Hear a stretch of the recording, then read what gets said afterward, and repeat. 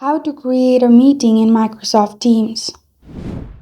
Hi everyone, I'm here to assist you today. Without any delay, let's jump right in. First, open Microsoft Teams on your device.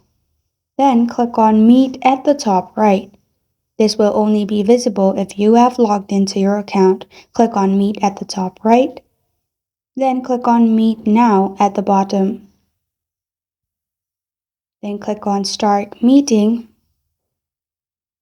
After you have started meeting, you'll find this kind of screen pop up. In here, you can turn on your video, turn on microphone, and then press on Join Now.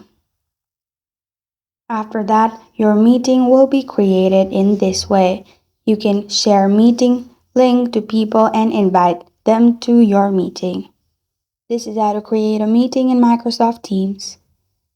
Thank you for joining me today. If this video helps you out, please leave a like and subscribe for more. Got a question or want to suggest a topic, comment below. Thank you for watching.